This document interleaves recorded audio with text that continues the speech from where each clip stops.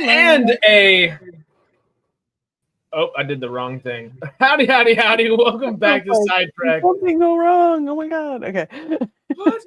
Your sci-fi TV and movie channel. Yeah. Welcome back to Stargate Outpost. How are you? I'm doing good. And I just realized I was supposed to come up with a clever little thing, and I didn't do it. That was the one thing we didn't talk about right beforehand, Yeah. too. Literally all the fun little things. Talk about hockey, talking about some cool duos, and why maybe Sheppard was just the perfect duo maker of them all. Yeah. But we did forget the new fun little intro. But we're going to have something soon for y'all. Yeah. Thinking it up. Yeah. Contraria to Eternal Darkness. And howdy, howdy. Hello. I don't know the best way to start this one off. Honestly, we have so many great duos to talk about. I do have a couple little fun things to bring up. Like, obviously, you know, when you just search this online, the very first thing that AI and Google brings you are Jack O'Neill and Daniel Jackson. Yeah. Surprise. That's the greatest duo there is. Those two, right? It's what started It's the OG. It is the OG duo. They've been around. They're the only ones that have been around since quite literally day one. Ooh, excellent idea there, David. Thank you, sir. Thank you. But McKay and Sheppard, obviously, great. Teal'c and Daniel Jackson are great. Sam and Daniel Jackson are great. Right. Wait, who are John Carter and Vance? I know. I was like, I think the AI did the AI make up something? I don't know. Now I'm gonna copy and paste this over somewhere real quick and try to figure that out. Like those names, John Carter. Is that her? No, her Sam's dad's name wasn't John, right? It was whatever. Okay. Oh yeah, Mitchell and Paula and Daniel. Maybe in the Stargate reunion, this is popping up. Maybe it was one of the ones in there. But nonetheless, that's not what we were expecting that to say. I thought that said earlier when I looked at it, it said Braytak and Teal'c, which, duh. This, I think, is the most pertinent article I could find about everything. Was from Game Rant here. Annabelle Hines was published in February of 23. The best friendships in the universe. Obviously, this is just kind of a place to start. Right. Hey, howdy, Juliet. Teal'c and Ronan, which was sweet. Yes, it is. But yeah, this is just a fun little like graphic just to get us going, or article to get us going. Obviously, Jack and Daniel. Yep. I love how they say Meredith and John Shipley. Meredith Rodney. Yeah, I like that. Getting a little SGU in here. This was a good one, honestly. I know. I was thinking like, did Rush ever have a duo with anybody? Rush and Eli. Yeah, Rush and Eli. Oh yeah, Rush and Eli, because they're both like super geniuses or whatever. And Rush and Brody was always funny. Yeah. Or was it? Yeah, Adam Brody, not Vogel was. Or those two other scientist guys, Brody and the other guy. Brody and Vogel had their. Vogel, yes. I like both. And those two scientist guys in SG-1 too. The Bill Dr. Lee. Phlox and what's his name? Yeah, Bill Lee and then Dr. Phlox. Yeah. Oh, no, it wasn't Bill Lee. Is that Brad Wright who plays that guy again? It's not Brad Wright that plays him. No. It just kind of looks like him. I don't know. But he had a duo episode with Sam. Was it Avenger 2.0 when they did that software update that like shut down the Gate network? But then it turned out it was Baal or whatever played a hand in that somehow or something. Anyway, because that's when they're setting up all the inner galaxy, I guess. Yeah. Well, I just saw Mitchell somewhere. Mitchell and Daniel had a good one by the end.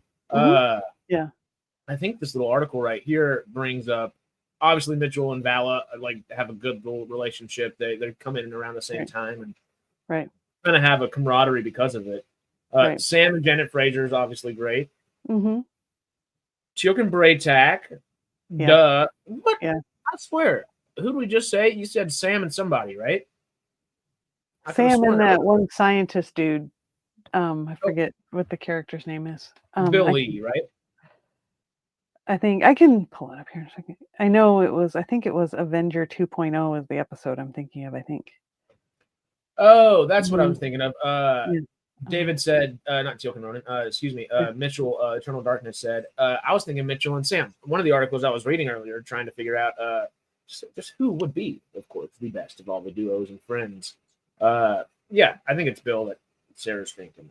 Pretty sure. Mm-hmm. We can Google him real quick, honestly. Dr. Bill Lee. But it was Sam and Cam were the people that the article said, and I was like, oh, that's actually a really good one, because at the end, Sam is almost not motherly, but no, I wasn't thinking of him. It was that other guy. There was the other guy. What is it? No, I don't remember which. Anybody remember what's? Let me look up. I know what episode I'm looking for. I just don't know what season it's in. Funny Scientist SG1. The guy on the left. Yep, that's the guy. Those two. Yeah. Yeah, because there's other flaws. guys. Yeah. I just don't remember his name. Wait, what is this? Dr. Lee is the most kick-ass scientist in the Stargate franchise. I might have to open that tab and look at him in a half a second here. Yeah. Do y'all remember that guy's name? The one guy that's with Phlox? Not the middle guy here, but the guy on the right. Not Vogel. Is it Vogler? Because Vogel is Brody and Vogel are SGU. Mm-hmm. Yeah, I don't remember the guy's name off the top of my head. And I'm surprised it's not showing us here. The other guy is scientist.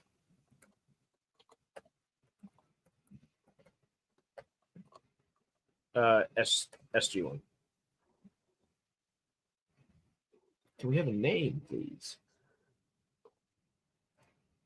Oh, Felger, huh? Yeah. Yeah. Yeah. That's one thing of Felger and. Yeah, Dr. J. Felger. Mm-hmm. And with Dr. Myers. Or Dr. Simon.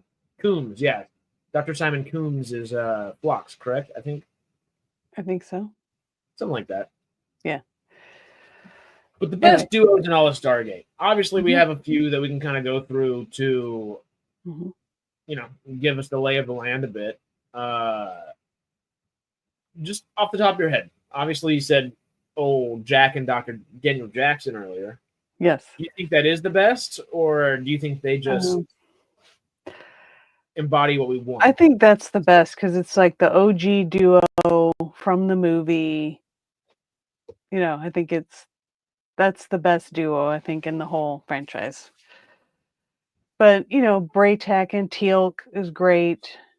McKay and Sheppard, of course. Mm-hmm. Yeah, Rush and Young, but they're almost like, I don't know, a duo that hate each other. That was good. I guess, should we try to maybe categorize it? Like, who's the best duo overall? I'm with you that it's either Jack and Daniel, or I think Braytak and Teal'c have a good, just such a strong camaraderie that they could be up there too, Yeah. But it's hard to push out the OGs there. Mm-hmm. And that kind of maybe not antagonist, but they like to antagonize each other while still being on the same team. Right. Rush and Young. Do you think Rush and Young, or the one that I like even better there that we talked about just a minute ago? Give me Todd and Sheppard. Give me Todd and Sheppard all day, every day, and Traveler to start off the entire. Yep. It started off, of course, with Sheppard and Todd here. Yep. Ronan and Sheppard is good too. Ronan and Sheppard's great.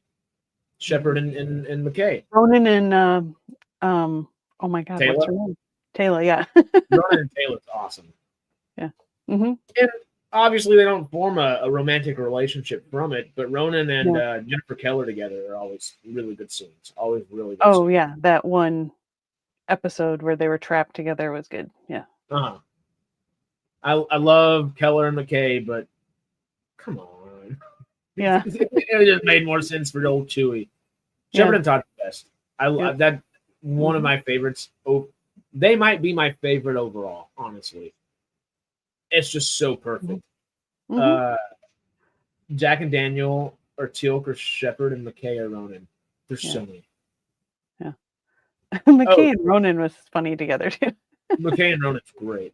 Jack and Teal'c are always great as well. Yeah. Well, Jack's the one that kind of brought Teal'c in, was like, hey, come join our party since you're out or whatever. And that was great. So I think they could have leaned into that some more, the Jack and Teal'c thing. But the show was more focused on like the overarching arc than I think the character stuff. So, which maybe if this gets, if they go with the continuation or whatever, they lean a little bit more into that, would be nice. Because just the implications of it. I mean, obviously, all right, you were our enemy, now you're our friend, and we're bringing you in. That's got a lot of implications on it. And then to add in, not only that, but you're the first alien species that we're actively saying, hey, you seem cool. Right. You want to hang out on Earth for a bit? Also, it's technically political asylum, so we're throwing ourselves into a giant galactic political sphere here. Right. Which Jack, just spur of the moment, decided to do that. Yeah.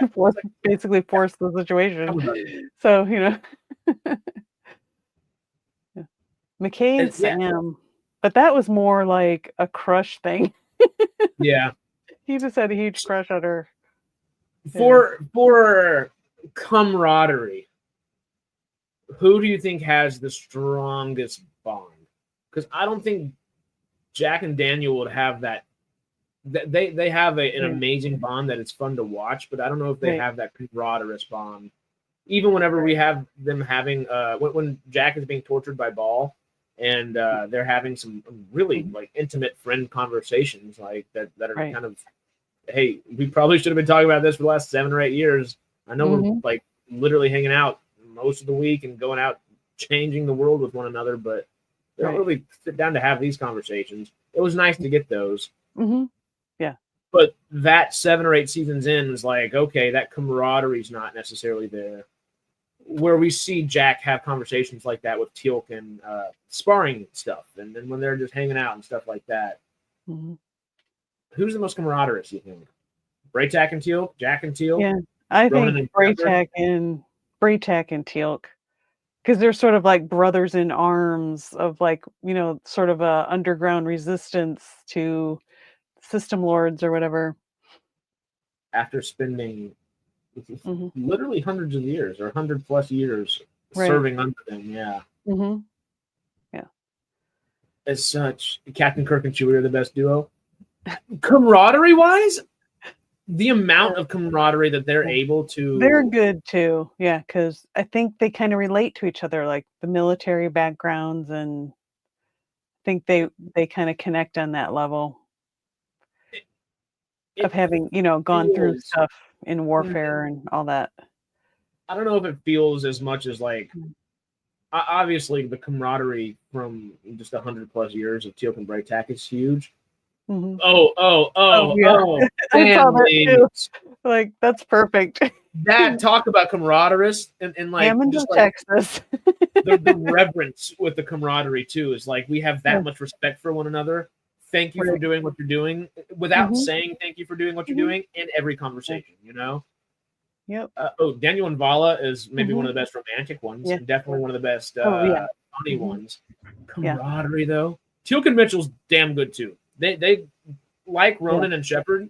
It didn't take much time, and they are lock and step. I think Sheppard and Ronan are a little bit more lock and step than that. Right. But Stan, I don't know. I just loved how he called him Hammond of Texas.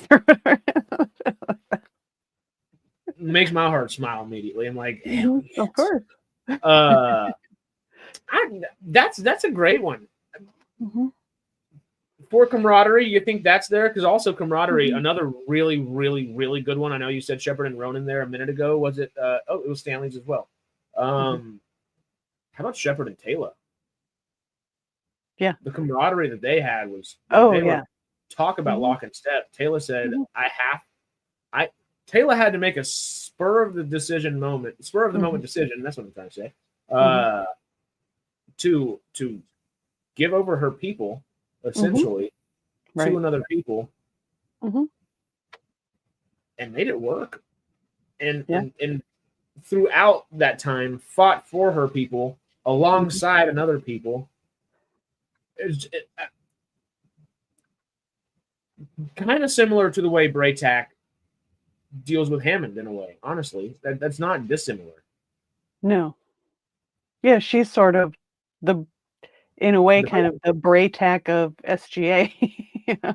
Obviously, she's before we get Ronan. She's kind of like Teal'c for it, you know. Oh yeah, I think they kind of tried to combine all that, and I think they realized they needed another. Well, they had Ford, right? Ford, and that was just kind of like, what do we do with them? Yeah. So like bringing Ronan in was great. Perfect. It like made the show. Yeah, part of the reason. Okay. But yeah, camaraderie wise, who would be your favorite, and who do you think would be the best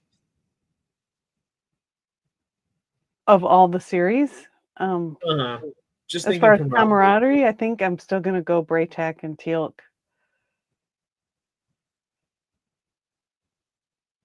But if you're talking about just that aspect of it, but I think overall, just duos in general, it's Jack and Daniel.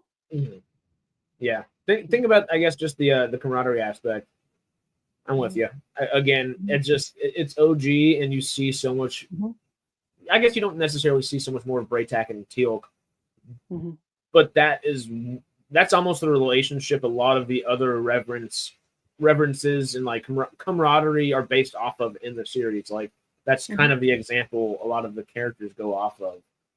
Yeah, Braytac or Teal'c are more father son than buddy. Yeah. I think that too, but it's kind of, it has that vibe to it, but I don't know, it's more kind of like wise mentor, you know, with what do you want to call Teal'c? I don't know, understudy or whatever. That's not the right word, but you know, at a certain point, Braytac is learning from Teal'c too. Like says, I've kind of taught you everything I can teach you. Here are the reins. Right. You lead the Jaffa rebellion essentially. Like I'm doing what I can, but they need somebody younger at least. Obviously, Jaffa lived for forever, but right. But they needed a better figurehead, and Braytac was mature enough and respected Teal'c enough, and had that camaraderie to do that, you know, which was kind of cool. Right. Yeah. But yeah, I guess we don't need to, I guess, get too caught up in the details. We're not making the tier list.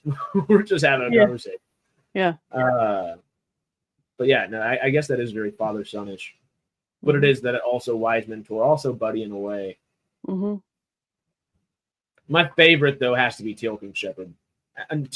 Taylor and Sheppard. After thinking about that, right. I think Braytac and Teal'c have the stronger camaraderie at the end of the day, but Taylor and Sheppard, that's just it's perfect. Where what's the guy's name? Serious discussions too with her, like when she was pregnant and all, and like talking about, you know, her being a woman and her role on the team, and you know how she didn't want to be pushed aside because she was pregnant or whatever. Yeah. And him not necessarily understanding it at the beginning, but he was willing to listen at least. And I don't think they're necessarily. Sheppard, of course, is really good about pairing up with other characters, like that post we'll bring up in just a second here, honestly.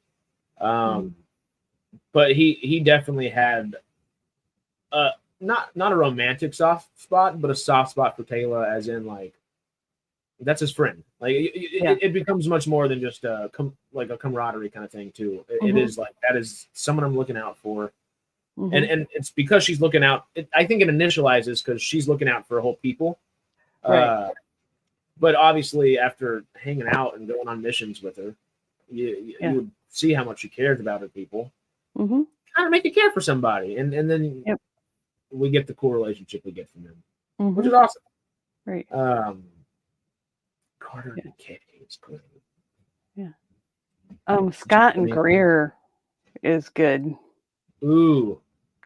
Yeah, that's good. Oh, Camaraderie too, though. That's because that's Mhm. that militaristic camaraderie where they just hop Right. on it too. Yep. Hey, hope you have a wonderful day as well. Yes. Yeah. Rush and Eli don't necessarily have that camaraderie, but they have that. I think okay. We've been talking about the camaraderie stuff. How about that antagonistic relationship, kind of like we were talking about with Sheppard and Todd. Oh, excuse me. And who was the other example? It was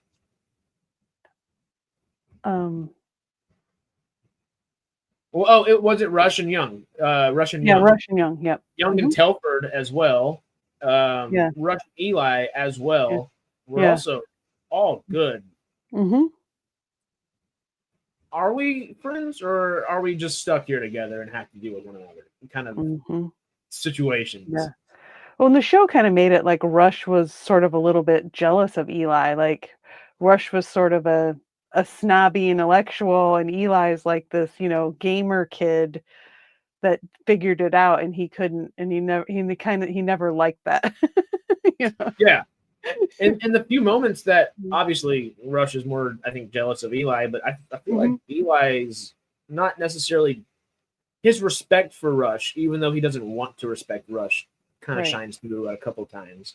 But I feel like there might be a little bit of jealousy from Eli as well, because there are times when Eli understands that, he might be smarter, but he doesn't have the experience that other people have. And Rush's experience is invaluable, and it helps guide that smartness a lot of the times. Or I guess a couple particular times. They're great. Having relationships through the Stones was the worst thing about the SGU. Yeah, that was a weird thing, especially the anyway. Yeah, especially this. Yeah. that was really weird. So weird. And that was before, like, I mean, Altered Carbon does that, where you switch conscious, where you can have your consciousness in all these different bodies and stuff, but like and they decided to jump into the series with that too, which is kind of wild.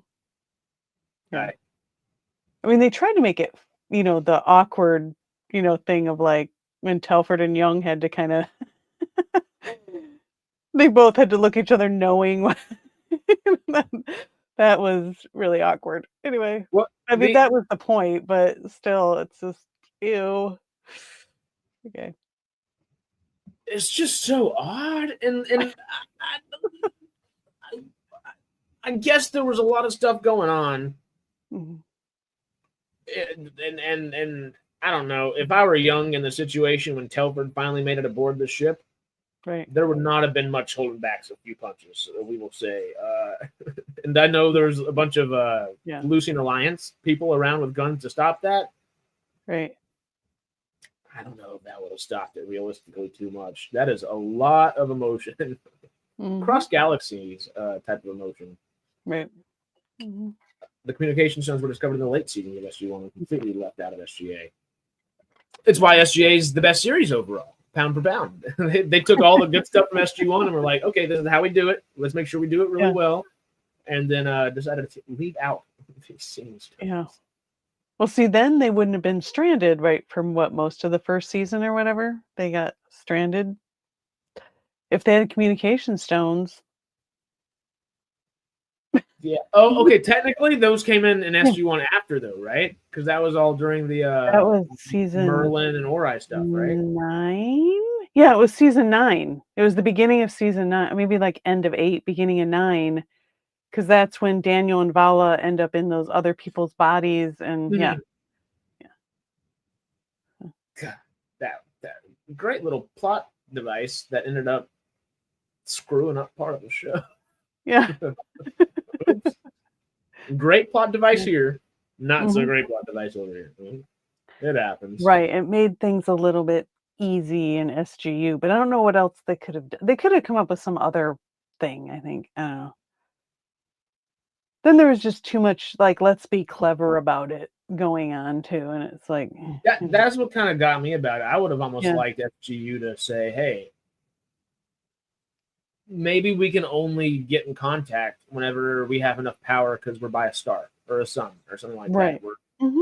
And that gives you, okay, well, now we got to run away from obviously the drone, the Berserker drones and all that. They're waiting for us at suns, but the only way to contact Earth again is to get to one of these things.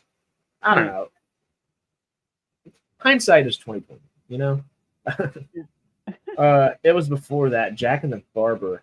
Oh, then we find out later when remember there's like the one guy buys a communication stone at a yard sale, and you don't remember that one? I remember that, but I don't remember how. Like, I'm trying to remember how it plays out. Realizes he's writing this book and all these stories of he gets all these images because he's kind of connecting to Jack, and then at the end of the episode, they're like, "Why did you never mention that you were seeing stuff from this guy's life or whatever?" I don't remember what the name of that episode was, but it was kind of a funny one of the funny episodes. Yeah. It was like, what are you doing at night, essentially? And it's he's going out being Batman, but not being Batman, kind of. Right. Yeah. Yeah, that's one of the episodes I would have forgotten if you wouldn't remind me right there. Same thing last week. I still have it right here. What was it? It was Ripple Effect. There we go. I was struggling on that one last week. Alternate Universe Frasier. That's what you're talking about. Yeah. Was it? In Ripple Effect? Yeah, we got Alternate Universe Frasier. Because that was after she had died. Anyway. I was we were talking about the comment where we were talking about the panel I watched of them at a Stargate panel I watched at a San Antonio Comic Con. Yeah, Space. And they were asked if like they would want to come back, and then Terrell or whatever was like, "I'm dead," but I was like, well, in the back of my head, I was thinking, well, we know there's like a alternate universe Frasier still alive. They could bring, anyway. Give us terrorology, please. But also, it would be far flung to try to find a way to do that too, especially early on. Yeah. I think there's a group of fans that would like it. Like, okay, it's a little bit fan servicey, a little bit convenient, but I think people would love to have her back. I still don't know why they ever kill her off. Like, what? Yeah. It still doesn't make a whole bunch of sense to me. But I while we're talking about Dr. Janet Fraser, she kind of had more of she had a personal relationship, obviously, with Sam, and a personal relationship with Daniel Teal'c Jackson, Daniel Teal'c and Jack, all in kind of her own ways. Right. But she was really good about having a professional relationship with all the characters.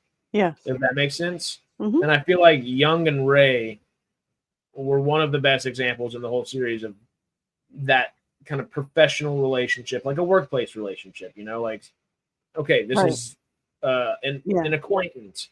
This is a strong acquaintance, an acquaintance that I enjoy and enjoy spending time with, but an acquaintance nonetheless. Yeah, not necessarily friends, but like work buddies. Buddy. We don't love each other. We don't hate each other. We have to work together for the good, in the greater good in this situation. Yeah. Neither one of us necessarily chose to work in this position. We were placed here. Right. We're just making do with what it is. Yep. Who would be the best there, you think? Because obviously Young and Ray are great. That kind of relationship in the other series?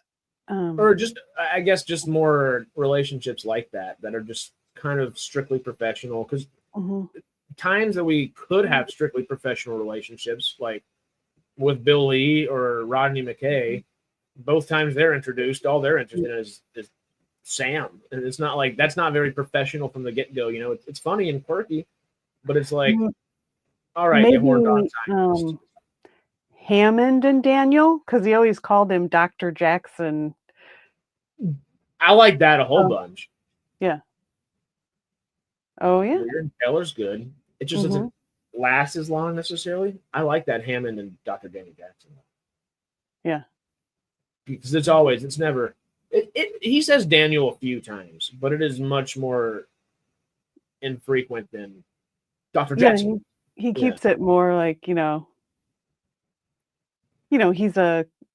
what is he? He's a civilian consultant, or what is his title exactly anyway? But yes, I'm going to go with that one. Yeah. Well, yeah, because I guess he literally just says Teal, because there is no designation for Teal. Mm-hmm. And he doesn't say lieutenant or captain or any of their like ranks, essentially. Right. I think that's actually a perfect example. Hammond and Dr. Fraser is a really good one. Yeah, I thought of that one too, but then well, Fraser, you're gonna put with all of them. Yeah, that was kind of Fraser's relationship with everyone, except maybe Sam. It seems like her relationship with Sam was more personal, because it's like, us chicks got to stick together kind of thing. Especially in that Hathor episode. yeah, big all the time. girls got to stick together, and that was the only thing that was decent about that episode, I think. That episode came on the other day while we were playing cards, because when I play cards and just it's the background kind of stuff, and I look up and here's Hathor putting snakes in people. I'm like, oh, here we go. Yep. Dr. Fraser and Dr. Daniel Jackson have a little bit more personal of a relationship after a while, I think. Yeah. I think that's because old DJ's in the med bay a lot. Yeah, exactly. Probably talking to her about. Yeah, I can see him after an episode ends, after the cut. Dr. Daniel Jackson walks over and just starts saying, "Hey, so I've been thinking about Ascension," and I could just see them having a conversation for the next 20-30 minutes off of that. Yeah, or her saying like, "Well, when you die, your brain, whatever." Yeah. Yeah, that's a good point, Stanley. Carter and Fraser had to parent Cassandra in a way. Mm-hmm. Definitely mostly Fraser, but Carter was like that, almost like absentee father, like in a way, Carter was kind of like the cool aunt, right? Yeah. Just more like who there has to be more just professional relationships. Obviously, Atlantis, I feel like, and Destiny, both of those teams become very friendly because they're stuck, and those are the people they're stuck with. Woolsey was very like the professional, but who did he have kind of like that? I was trying to think the same thing. Or whatever, I don't know if he has like Woolsey and Kinsey or something. Like, I don't know, like, but that's just straight up boss and subordinate. That's not like an actual. Right. Oh, they're buddies, but not necessarily like good buddies or anything. Right. It doesn't I feel guess like Woolsey and anyone, he just kind of had that professional thing with everybody he worked with, I think. Lorne, I think, is actually a really good example. That's great. Who's Reynolds? Lorne. I'm trying to like Lorne. I was like, if you show pictures of it, I'll be like. Okay. Lorne, that one's easy. That's SGA, the guy that I can never. Let me make sure that you can actually see what is going to be on my page when I bring it up. This guy. Oh, right. Yeah. Reynolds, is he the dude? Oh, nope. What is that? Stargate Atlantis?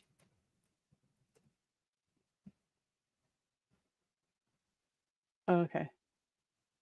I totally recognize him. I guess he stays alive. Yeah, as far as like secondary characters, you could put them together. I guess they're kind of the. Do they lead other SGA teams, or they're just? Okay. I think Reynolds led. Yeah, wasn't he leader of like SG2 or something? Now that you said SG1, you can't have a buddy relationship with a superior subordinate deal. That's I don't think Woolsey and Kinsey ends up being anything either. Yeah. Yeah. But yeah, chat. help us out. Who else are we thinking of for, that more like professional, platonic, acquaintance buddies, like workplace buds. Lorne was both SGA and SG1. I got his name wrong. Yeah. But he's always great. He's Yeah. He's one of the, I think, best secondary characters that we get.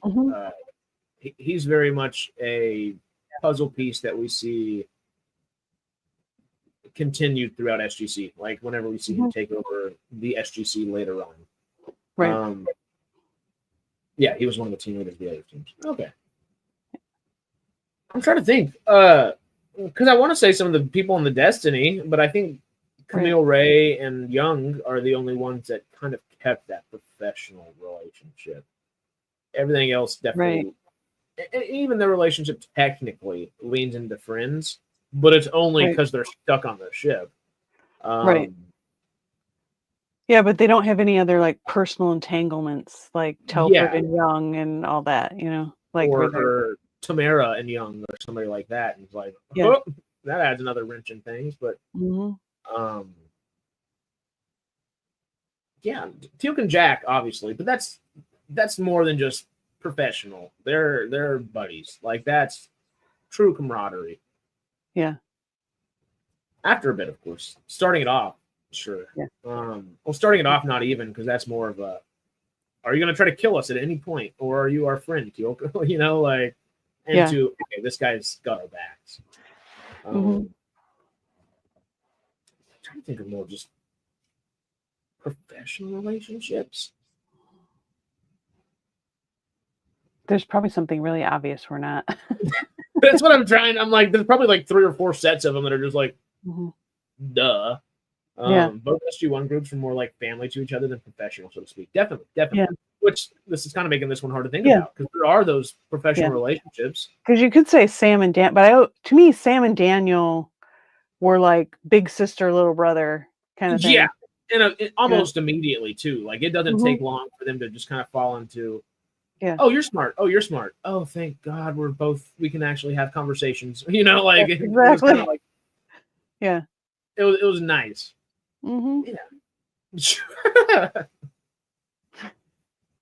Very, very professional. Yes, of course. But, that's a good one too. Technically, but we're just talking about general ones now. But yeah.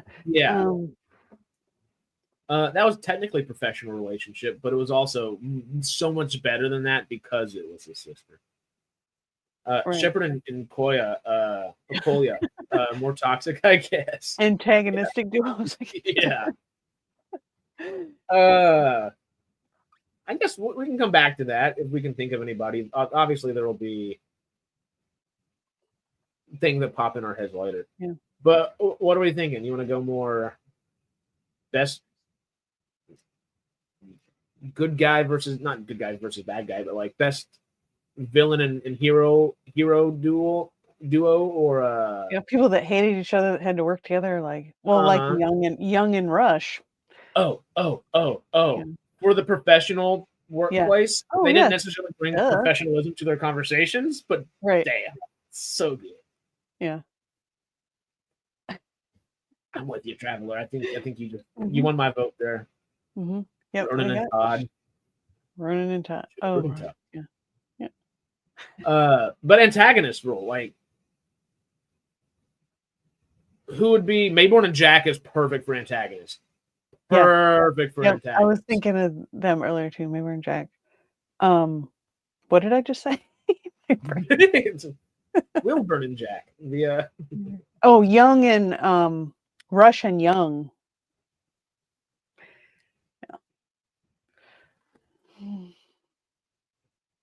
Mayburn and Jack are more fun to watch, but I can't take my eyes away whenever it's Rush and Young. It's just one of those things like, I don't know if I like either one of you, but I'll watch you fight. I'll watch you fight. Yeah, just that the tension between them is great. Yes, and also Woolsey is kind of the ultimate antagonist who doesn't end up actually being the antagonist until he's one of the best. I love Woolsey's journey from what he was like in SG1 to what he is in Atlantis. Like, I love that journey he takes. Is great. It's so good. He's ends up being one of the best Stargate characters, I think. Not in your top 5 or 10, maybe. In your top 15, 20, probably, though. Yeah. Pretty easily, I would say. Yeah. And it's just because of that elongated journey. And it's amazing that Stargate gave us so many characters that do that, which was really nice. David. And Jack. Yeah. Antagonistic. Yeah, especially since he tortured and like kept killing him, tortured him. That's a little bit antagonistic.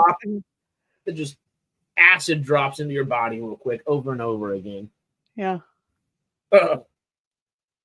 I'm with you, David. That one's one of the best antagonistic ones. But Sheppard and Todd as well. Just it's so good. Yeah. But also it's not like entirely antagonistic. Oh.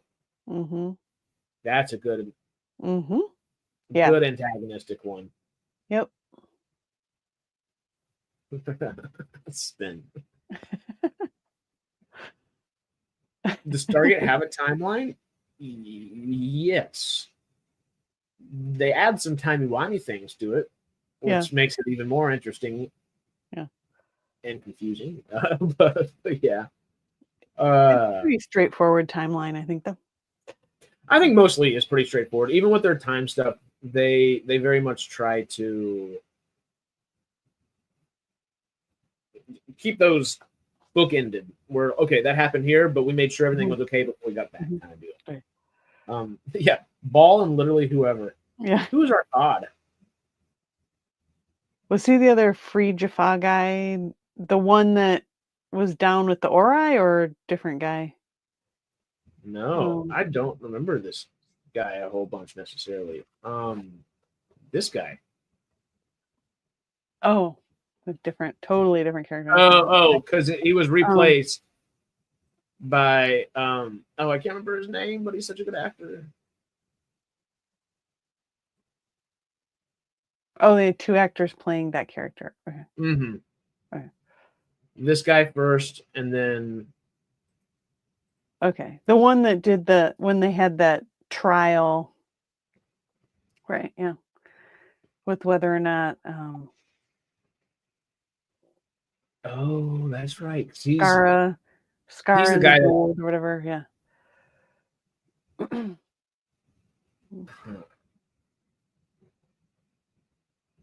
The worshiper of the Jaffa. Does the timeline include the time travel parts in alternate universes?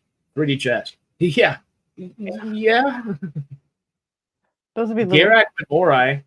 That's a good antagonistic. That's almost Braytak and Garak and Teal'c and Garak at the same time.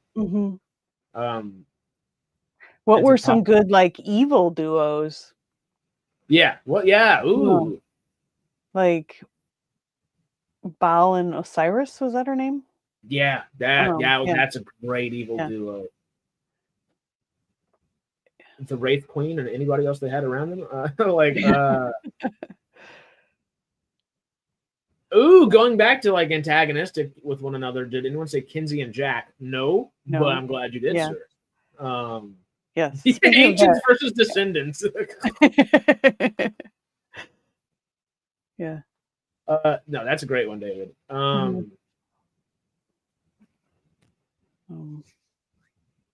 You and Anubis.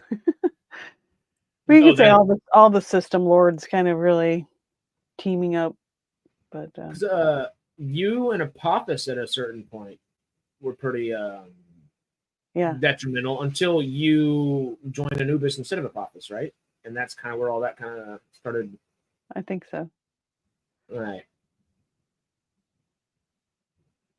Yeah. Are you just trying to make me sad? I'm already sad enough from Val Kilmer in the past day. Now you got to do this to Eris Bach too. No. I'm trying to think of some more villains though, because the Osiris and Anubis was really good, or Osiris and Baal, excuse me. But Anubis and Osiris too. At a certain point, she totally. Bails ship and jumps over there for a little bit and says, "Never mind, I'm gonna go hang out with Baal again." Young and Telford, yeah. They hated each other. Yeah.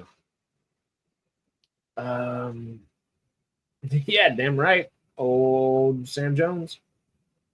Mm-hmm.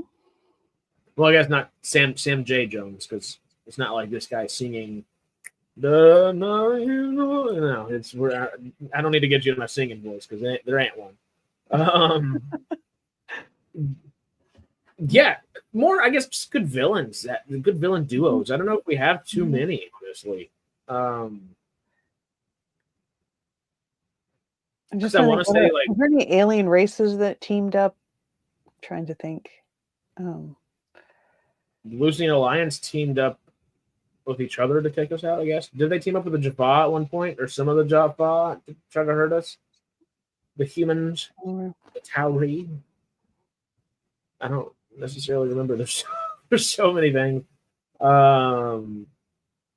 Yeah, I don't know if there are very many of duos. We didn't think of like the not great with names, sorry, but the Tok'ra and Sam's dad duo. Oh, Selmac? Yeah.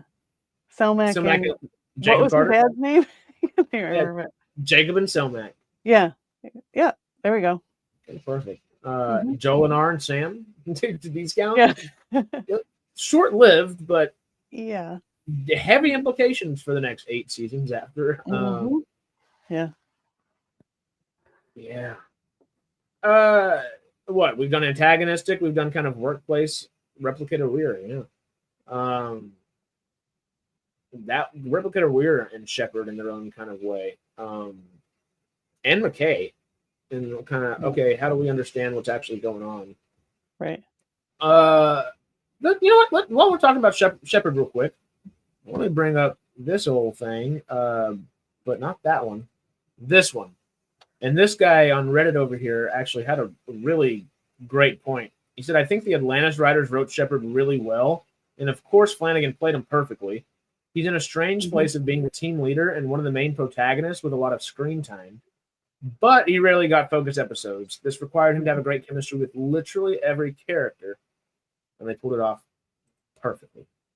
Mm-hmm. I would agree with that. Who is Sheppard's best duo?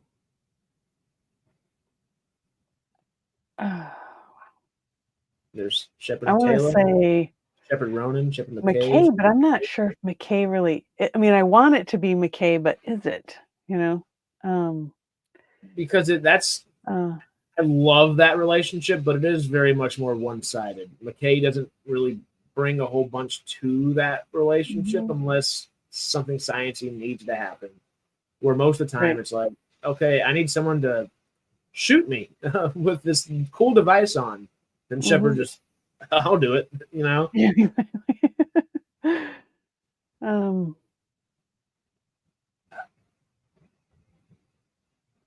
I think Sheppard and Taylor is where I kind of... Yeah, I think you have to say that because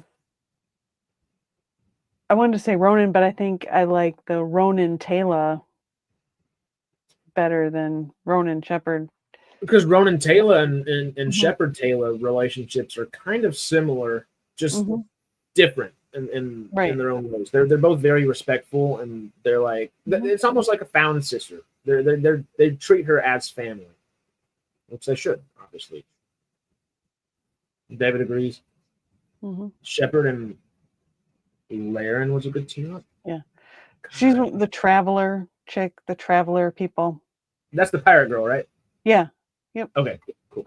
I was the one last week trying to figure out which ship. I think that was our final ship to do too. Was like we didn't get enough. I would have liked more Sheppard and Laren, than we got, but more Erisbach and more Laren. Just just introduce cool things to only give us a single episode sometime. Do we know if Erisbach was he still alive or did he get killed in that episode? I don't remember. Still alive. He could have come back. Yep. They left it open-ended for him to come back. Right. Yeah, that would have been kind of an interesting subtext of like, I guess they had bigger things going on that would have just overcomplicated it. But, that SG-1 is being hunted by a bounty hunter as sort of a background thing going on could have been fun too. But I think overall they didn't do either one of those because it ends up, whether it's the B plot or C plot, it ends up being a bounty hunter show to a degree. Yeah.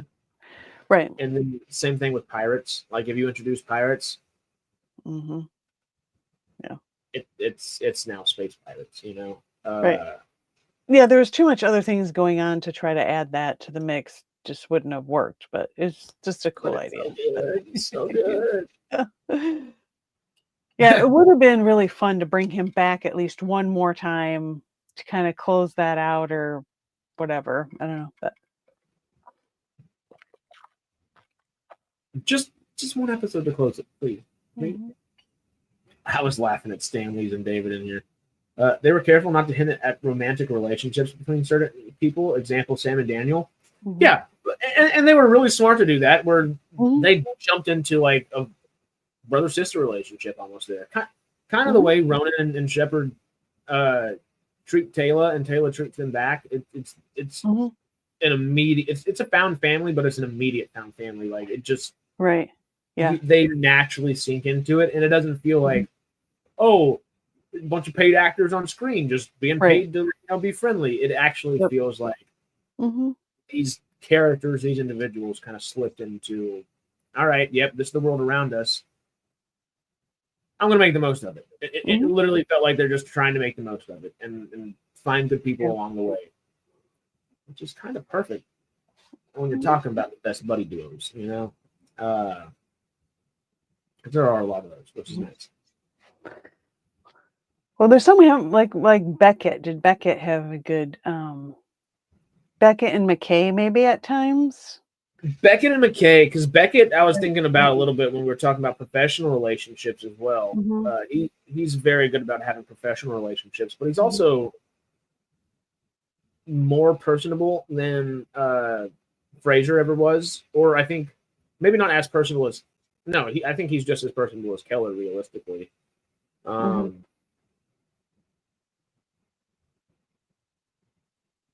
He just is extra friendly. He's just a bubbly kind of guy. So I don't know if it feels like professional relationships, you know, to even include it there, because he gets very good at just becoming buddy real quick. But Traveler, talk about a good antagonistic pair. Connor Trenier coming back with Michael and saying, Sheppard and Michael for a good antagonistic pair as well. But Beckett had talk about somebody that has some gripe with old Michael there. Michael's name is, his technical villain name is Dying Light, right? Oh, I don't remember. I'm gonna just type in Dying Light SGA and hopefully he pops up.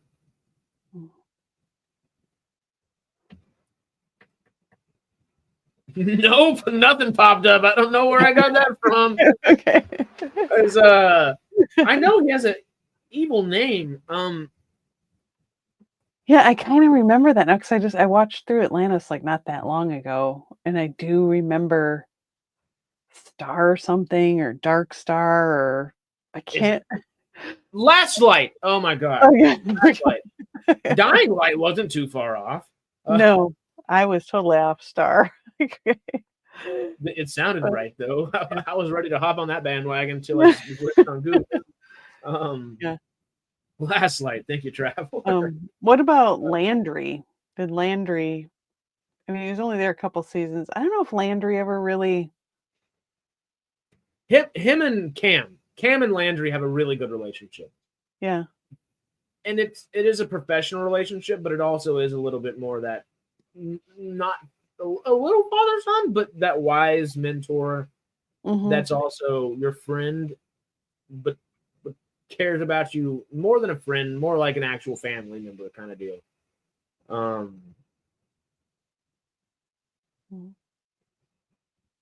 Now I could be imagining this or misheard, but when Daniel dies from radiation, I'm sure Sam says to him, "You'll never know how I feel about you."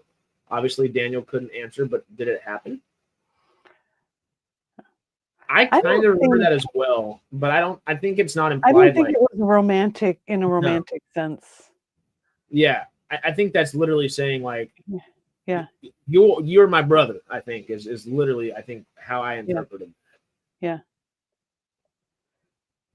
But interpretation is up to whoever interprets it. So, I don't know. Oh, people, there's all kinds of shipping. It's a lot of different shippings that could happen in Stargate.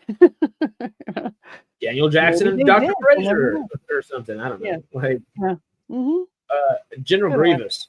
Well, hello there. I always thought for some reason they were going for the Beverly Crusher type doctor with how they cast and wrote Dr. Fraser. Maybe. Yeah, I got to figure out what the Beverly Crusher is real quick. Oh, yes. Since you need to still...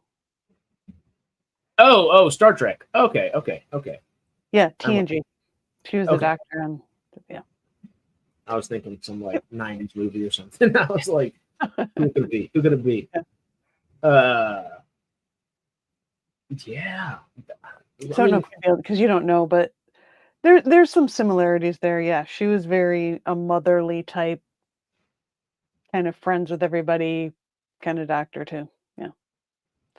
Yeah, because she was really good. Fraser was really good about being friends with everybody, but didn't ever feel like buddy like Keller or Beckett would be, because obviously they are living on base with everybody like that, so it makes sense for them to be like that as well. Right. I don't think that's a disservice to Fraser at all, because she's perfect in the way she was. Honestly, love Janet Fraser and every moment of screen time we get with her, but I don't think it was a disservice. I just think it's a different characterization. It didn't necessarily make sense for her to be buddy with everybody. Right. Yeah, I like that they made her very kind of a well-rounded doctor that could figure out all these different kinds of things that she had to figure out.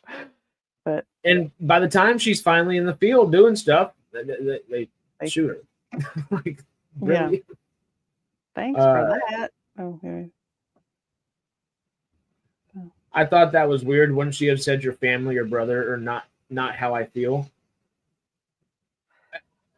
Maybe, but whenever things are happening and you have a lot of emotions going on, do we all ever say exactly what we mean to, or do we say something else that is like, it has the same vibe of what we meant to say, has the same tone and feel, but it's usually a jumbled mess, I mean, to me, if anything, it would make sense that Sam and Daniel might get together, but I just don't think it was written. To me, I feel like they just made it a brother-sister thing. Me too. That line may be included like that, just for the fact of us having this conversation right now. It's okay. Well, can we say something that is really heartfelt and meaningful? And for those that know, because I'm assuming, of course, that they wrote it in the way that we're thinking about it, like that brother-sister relationship, where they're probably saying, when whoever, if it's Malazzi, DeLuise, Molly, Wright, whoever's actually writing the episode, might have said, okay, well, this is the perfect little thing to say, I love you, but in a different way, not necessarily like a romantic way, but say, hey, you are my family. He's dying, so it's not like you have a whole bunch of time to get all that out. So what's the quickest and easiest way to say that? And, maybe somebody else in that writer's room is like, well, obviously we're not going to go with the Daniel and Sam kind of ship here. But just to ink out the ones that do like that idea, maybe let's throw them a little bit of a bone here. And that very well may have been was what happened. Yeah, that they're intentionally leaving it up to your imagination. And weren't they really pushing more the Jack and Sam was more the thing? Yeah, definitely. This is pretty funny. No matter how awkward things get between Sam and Daniel, they'll never be as awkward as a Luke and Leia brother sister. Exactly. This is true. This is very true. Yes. No, Peter, Severance sucks. Not relevant, but I'm still annoyed. I keep hearing such good things. I want to watch it. I gotta watch it, and then we'll talk about it, Peter. It is on the list. It is high up on the list, honestly.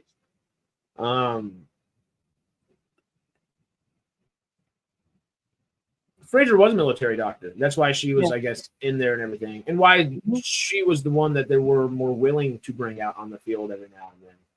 Right. That did not work out in her favor. Right. I thought Was Keller a civilian doctor? I thought she was. Maybe I'm wrong. I don't know. I just never really noticed that. It was just like, oh, they're the doctors. I never really thought about if they were part of the military or not.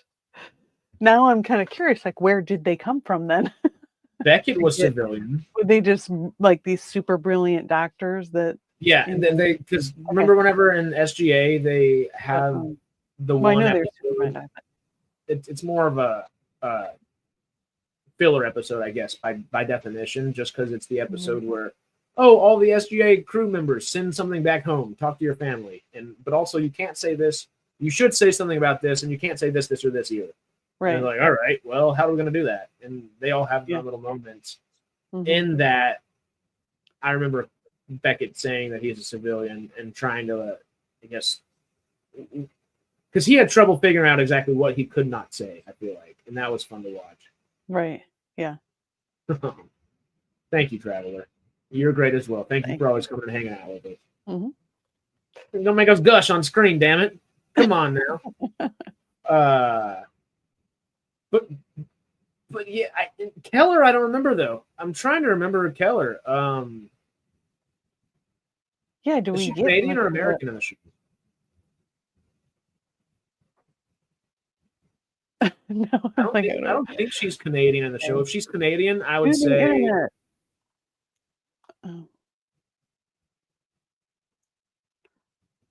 If she's Canadian, I'm going to guess civilian. If she's American in the show, I will guess doctor. I will guess military doctor. Which list, Juliet? Because we don't necessarily have a list for this. This is just us kind of. We're just kind of talking about it. Yeah. Coming up with ideas. Thoughts. Just looked it up. Keller was a civilian doctor from Wisconsin in the show. Cool. Okay. That makes sense. That makes sense.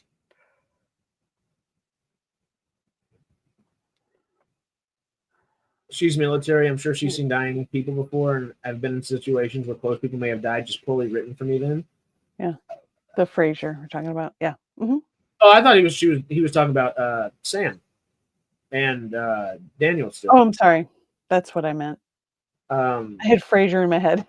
But no, it's the Sam. Yeah, the Sam Daniel thing. Yeah. That's what I'd have to disagree, David. I actually think that's very well written. And because it leaves some of that ambiguity there while also telling you exactly how she feels. But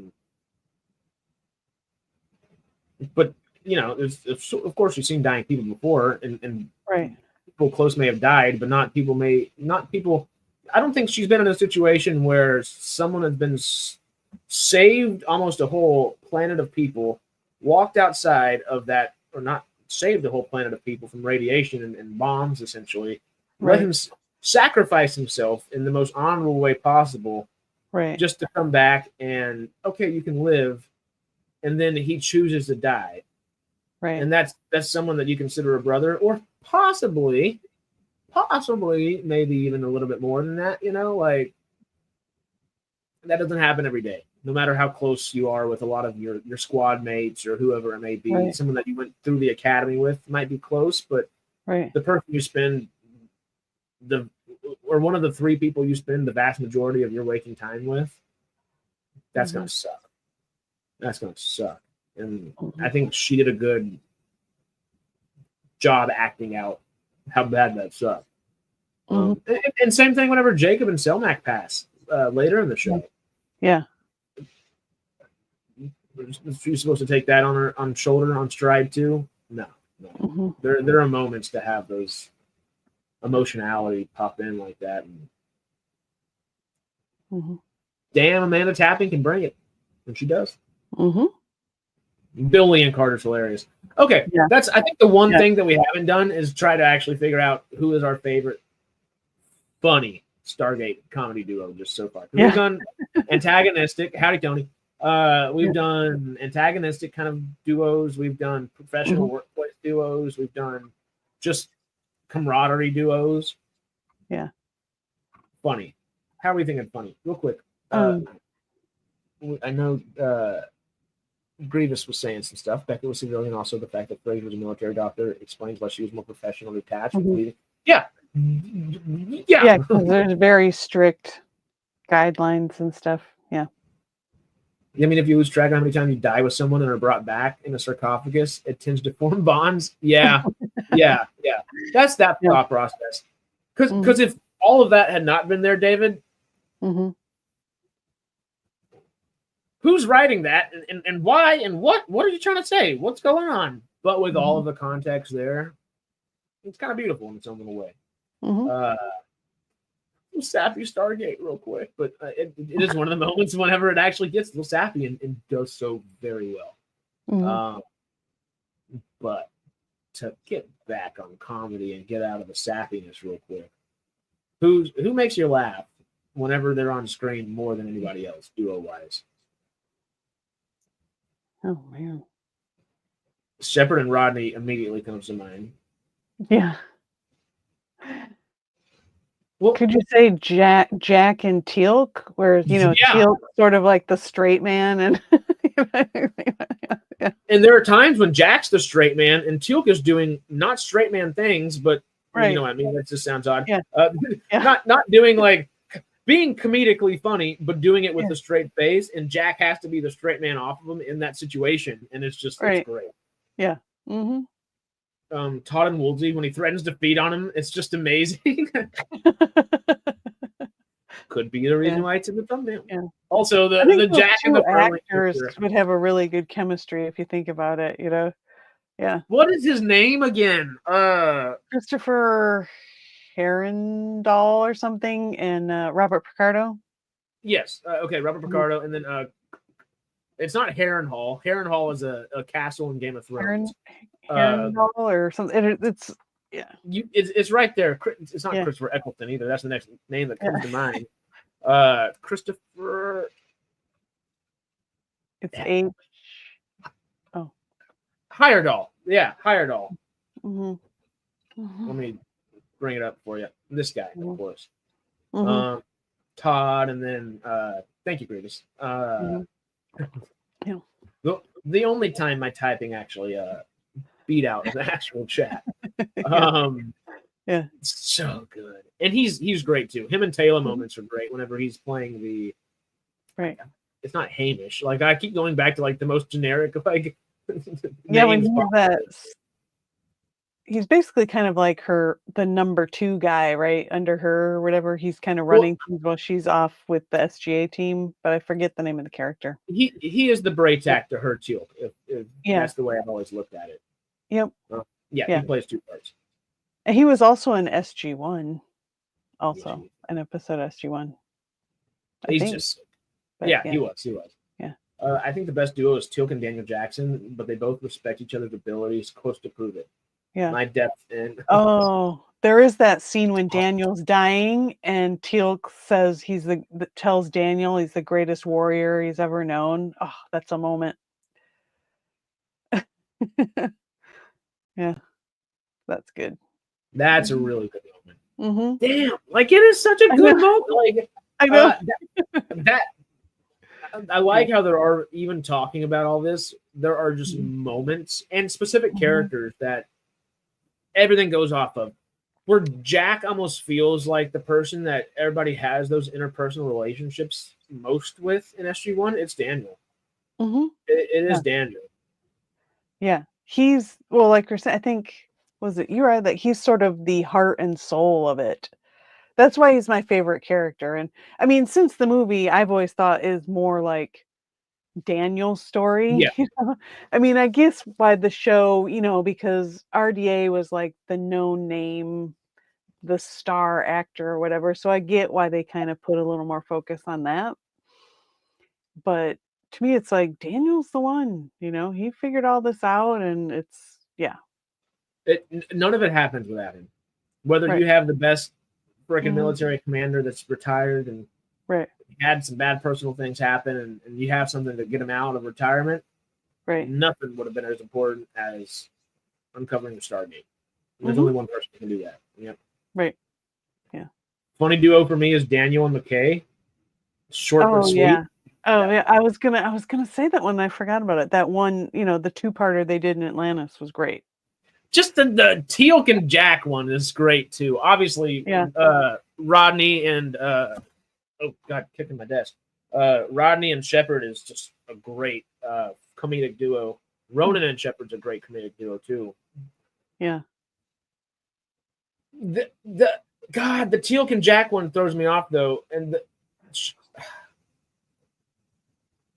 I don't know which one would be my favorite out of all of them, because like someone mentioned Bill Lee and Carter earlier, and that one's great. It's hilarious, but there's also that little aspect of, oh, all right, chill it out a little bit there, Bill Lee. You know, the entire time you're always part of the funny aspects. The three scientists, the other guys, great episode. We talked about that a little bit earlier. Those three guys they're like comedic relief for sure. Those three. But I guess with like any of the scientists, even with McKay and Carter, it's like part of it's not like but part of it is part of our laughter that comes from that stuff is like, right, dude, you're not supposed to say that, you know. Is like, all right, hold that back a little bit. Like, what are we doing? And it's almost secondhand embarrassment for these characters versus like when Teal'c and Jack or Sheppard and McKay or Sheppard and Ronan are on screen. And Sheppard and Ronan, I think, would be the further back of that because it's more like fun quips where Rodney and Sheppard and then Teal'c and Jack, those are laugh out loud moments. Like, you know, like when that happens, I legitimately, it's not a chuckle. I go, ha, versus a, you know, it's like it's that involuntary, like, oh, I did not expect that, and it just happened, you know.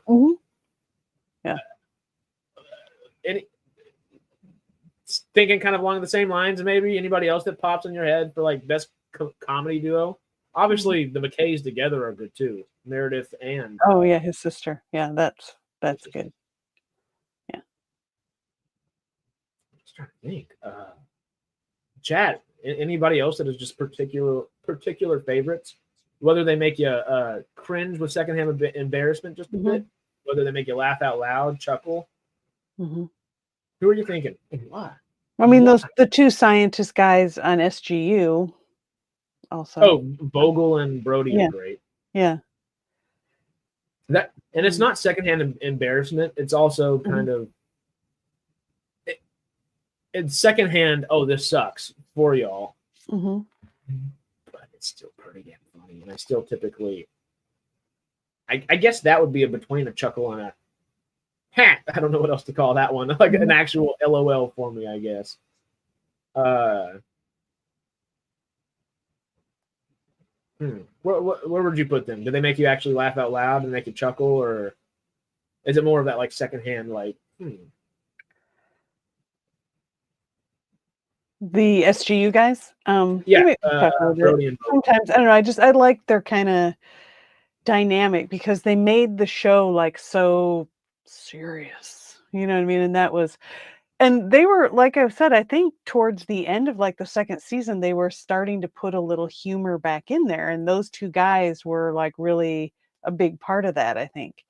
I mean, they were putting that little bit, that familiar kind of little bit of comedy in their thing. They were just kind of starting to inch towards that, I think.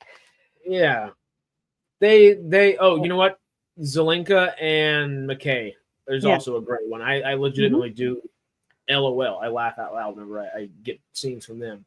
I feel like Vogel and Brody kind of were double Zelenkas in a way. Yeah. Does that make sense? Where they're both very intelligent, very capable, very useful to have with you, scientists, but obviously they're not your head honcho. And no, that head honcho is going to crap on them just a little bit. Just it kind of ends up being the way it is. It kind of similar in that sense. But they're very funny. Greer eating the sweet potato. Vala and Daniel's a great comedy one. The way she just uses him to embarrass them. Yeah. Obviously, that culminates in one of the best scenes in all of Stargate. A hard scene to watch, but one of the best scenes in all of Stargate. It's funny. It is funny. Like, it is secondhand embarrassment for Daniel, but also it's pretty funny. Like it does make you at least chuckle a lot of the time. No, they have like really good chemistry. I'm glad, even though it was like alternate timeline or whatever, that we got to see them be together. It was great. At least they went there, even if it, but did it, but that's the thing. Did it really end up happening? We'd like to know. There is no way Teal'c didn't try to usher them together. Oh, yeah. The way he smiles at them and then they look at each other like, why is he giving us that look? Like they knew, like on some level, they knew what he was telling them with that look. I'm convinced of it. So, I'm right there with you. Same thing where Sam knew damn well that look that Jack gave her at the end of Window of Opportunity. Oh, yeah. Same look, different day. But this time it was Teal'c saying, hey, you two. Like, hey, you two. Yeah, like he really liked them together and hoped it would happen, but he didn't want to. Because if he would have said something to them, then they probably would have like really fought against it happening, Just both of their personalities, yeah. I think Daniel doesn't like the fact that he likes her so much. No. Because they're so opposite. I mean, she's very smart too, but in a totally, different, that kind of street smart. Also, how old is Vala? Kind of way. Because Vala was a ghoul old for a while. How long has she spent in a sarcophagus and all this other things? She literally may have centuries worth of knowledge. Right. Yeah, I don't think they ever go there. That would be interesting to know if she's like way older than it too. Well, because she would be way older mentally, but her body wouldn't have like aged necessarily, so she could still have kids, and that's why she had Adria and everything. Right. Because I think they're supposed to be about the same age. At least that's the impression you get. Yeah. But is she? That's honestly a good question. But that's the rest of the comments are talking about Vala and Daniel here, and handmaid. Yeah. Well, but he did end up. Yeah.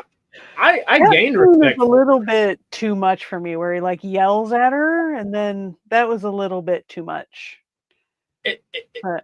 See, I don't think it was. I see why people say that. I totally do. But again, context matters. Vala had been not. I guess we're not supposed to say it on YouTube. SA-ing Daniel a bunch, but was right up next door to it. That was legitimate harassment, like sexual harassment, the entire time for a year, almost 2 years at that point. What's it like? Even if obviously Daniel liked Vala, right? And literally his whole freak out on her, yelling back at her, was saying, "I like you. I can't tell if you actually like me or not because you make a joke out of everything. I want to have a serious conversation." And that was, of course, it was very heavy and very heavy-handed in that moment. Right. But it made perfect sense. And I thought it was a beautiful moment, touching moment. Yeah, no, I think they definitely needed to have that conversation. It was just the way it happened. Yeah, but that was the way it had to happen. And obviously, it would have been nice to have seen them have some kind of like civil conversation somewhere, but it was that was human. Right. That was about as human as maybe I don't know. Maybe like he felt like she needed that shakeup, that thing, because he had never been that way with her. No, with anybody, even Osiris. The actual, I mean, he was serious with her, but we had never seen that Daniel Jackson, and it literally took him 9 to 10 years worth of. Yeah, you got to remember at that point that we get Daniel freaking out. He's gone through a wife being forcibly taken from him, the child that his wife is forcibly impregnated with is taken as well. Whenever he's finally like, okay, let me help out a little bit, kind of wraps his head around it. Bad things happen there again. After that, the person he thought he was going to marry prior to all that stuff comes back in and then gets taken over by your galactic enemy The person you used to love before the person that you just watched get stripped away and taken away and murdered in front of you, essentially. There's a lot of things that have gone on to that. And Daniel did shot like that with Reese, the human replicator. Well, that's the human replicator. Yeah. But, it just, I thought it made perfect sense. I don't think that was the best way to deal with the situation, but nonetheless, I think it might be the best scene in all of Stargate. I actually do think that. And acting-wise, pure acting talent and what it means contextually for the series as a whole at that point, it's I mean, a scene like that needed to take place. It just felt a little out of Daniel's character, but I mean, I get it, but yeah. Well, it was definitely out of character, and I think he knows that too. Whenever he's saying it, like he's like this. I think that's why he's so angry in that. Is like you can feel that humanity oozing out of him, which is just great to feel out of like a character on screen. Not the best way to deal with it, but human. That's It was like I've had all these emotions, and you have not considered them for half a second. Right. And it's not, I'm the lead of the series for 10 years, yada yada. It's okay. I'm. It's not that either. It's like, hey, I have been here for 10 years. I have done all these things. This, and this is completely screwed over my emotional state, and I don't know how to approach that anymore. And for you to come over here and just toy with my feelings while also having an actual husband, child, taking over our galaxy. There's a lot of stuff in that. I think it might be the single best moment in all of Stargate acting. And that's just Daniel's emotional stuff, not let alone that, he was a laughing stock of the academic community, and then he is actually right about everything, but can't tell anyone. Just here, have a good secret life.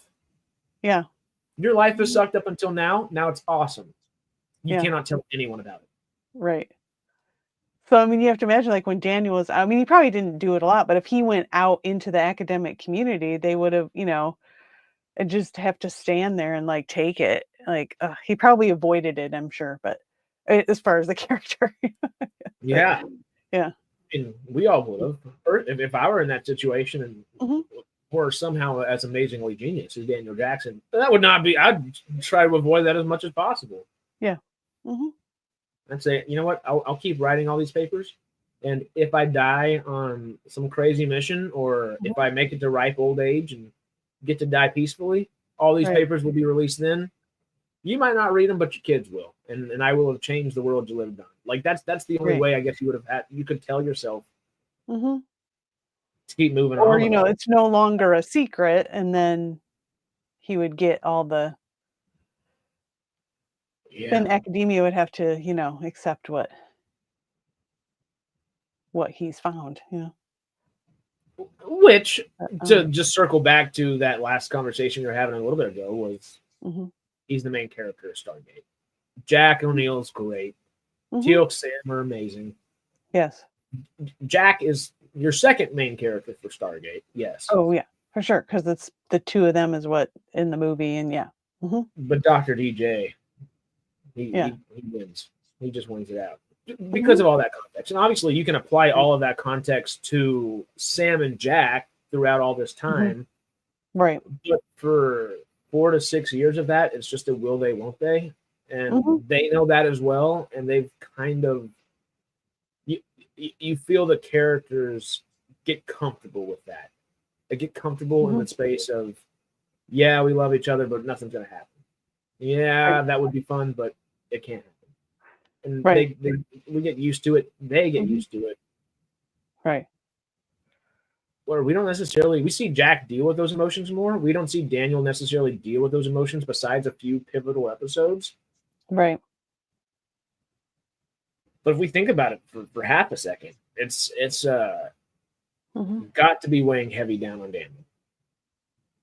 Oh yeah, and you kind of see that at the end of the episode Need, where he, that's one where he gets addicted to that sarcophagus.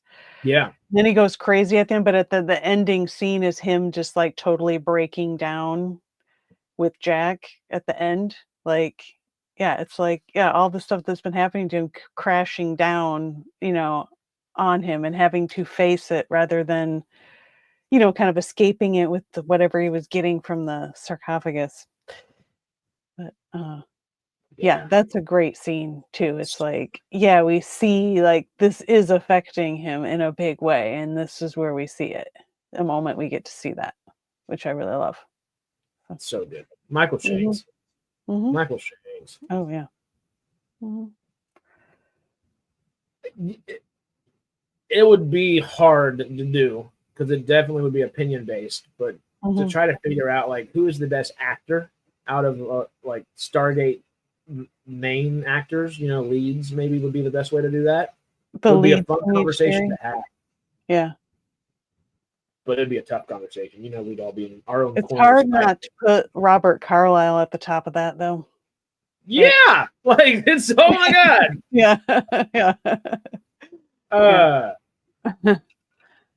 Now, because if we're talking just acting in general. But if we're talking about acting within the series, right. Rush is still there, but you also have Jack. You definitely have Michael Shanks.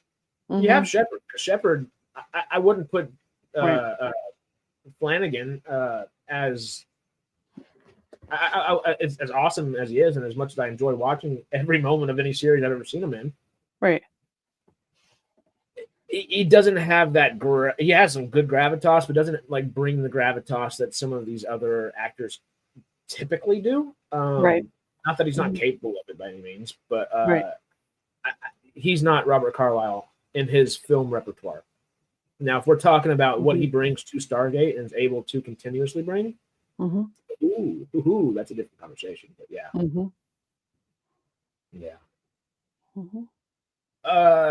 real quick, Tony was asking if we're going to do this for Star Trek or Star Wars too. We totally could. That'd be a lot of fun. We might not do it on Stargate Outpost, Well, how many more categories do we need to do for our awards thing? We're getting close to wrapping that up, aren't we? I was thinking about the other day, we need to anyway, maybe I'll start writing that out, typing up something that's kind of a more, maybe, I just didn't know what were the final. I think if I go back to our group messages, I think it's listed. Jay put it in there early on, but speaking of acting, that's what we haven't done yet. Have we really what are the best? Have we? We did did screenplay, adapted screenplay, TV, and then CG and special effects, right? CG for television and movies. 2, 4, 6. Yeah, 6 weeks worth. Adapted, I guess, was the book to, but we did just best overall screenplay, right? And yes. Or I guess, yeah. But I think that was just movies. We do the show, we should know the answers to these questions, but it is, and not throwing anybody. Go back and look at the video titles, I guess, figure it out. But we were given this task and then told next to nothing about it. and it's been a lot of fun. We have been making a lot of fun out of it, but it's also kind of things right now. See if I can find. We don't necessarily. It's not directionless per se, but we don't know the final direction that is meant. It's been an interesting Chevron Awards journey in round 1. Next year we're getting right to. We should do. Yeah, we're going to refine this, and it'll be easier, I think, if we're only doing 1 year, because then there's a more, because when we're doing everything, it's an overwhelming almost amount of stuff. Yeah, and next year, I was thinking about this the other day when we do these for Chevron Awards, we should obviously post, I think, about the stuff beforehand, of course, but maybe a day or two before, post the category and say, give us all of the examples you can within this. And that way we start with things written on a board and we can go ahead and cut off the write down and just start scratching off by the time we start the stream.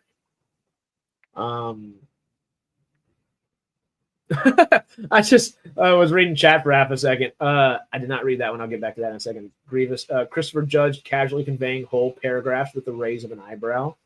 Yeah. The dude can do it all. Mm-hmm. It was a short duo, but I love Braytac and General Hammond. They had a brotherly warrior bond, especially when they threaded the eye of the gate with the old Death Fighter to save the day. That's oh yeah, we weren't even talking about that scene earlier, but yeah, that's a great example for it. Oh yeah. Mm-hmm. Sarah mentioned Hammond and Braytac whenever we were talking about the camaraderie duos within Stargate, and that is because they both understand each other so quickly, and they both know that we're kind of each other's best hopes, not only hopes, but by far best hopes. So let's work together and let's find a way to do that. And they find that reverence pretty quickly, which is really cool. Do we choose a favorite, though, out of comedy duos? Because we totally went into that Bala and Daniel Jackson conversation, which is always a good one to have because it's just such a hard scene to watch, but a good one. That to me is almost the best like comedy duo of main, that are main characters. It's them and Sheppard and McKay. I think Sheppard and McKay are my favorite too. Or maybe could you say McKay and Ronan? That yeah, because their stuff legitimately makes you laugh out loud as well. Yeah. Because McKay's kind of afraid of him. It's funny. It's just really, and Ronan like leans into that to kind of get him to do what he wants. Yeah. Hammond of Texas. McKay and anyone. Like honestly though. Yeah. That's kind of true too. Kind of like how Sheppard is that perfect not necessarily the straight man in the situation, but he is like, if we're talking duos, everybody's a good duo with Sheppard. Everyone is, because they didn't necessarily give Sheppard those focal point episodes like that one post was saying. And in doing that, he became a part of everyone else's focal point episodes and got closer to everybody along the way, which was really great. Eli's that SGU comic relief character, and then Vogel and Brody, like we were talking about, kind of end up there. Yeah. That's about as close as we get there. Yeah. We do have some funny moments with Greer, but kind of like Ronan, it's whenever he's just scaring the living hell out of anybody else around him. Right. Like, oh, yeah. Like that like half frightened chuckle that you're like, just keep going, keep moving, rush down the hallway as fast as you can, like the Alaskan ballistics. Hey, Donnie! Happy Super Sentai month. Hope everyone is well despite the passings of Richard Chamberlain and Val Kilmer. I didn't realize Richard Chamberlain died as well. Yeah. It sucks. It really sucks. And while we're on that real quick, and while we have a few people here hanging out, I was thinking, and y'all let me know if you like the idea or not. I looked up Val Kilmer's sci-fi movies, and the ones that are prevalent that come off whenever you Google. His first one is Real Genius, which is comedy sci-fi. That'd be fun. Next is one of the worst rated movies that has ever been made.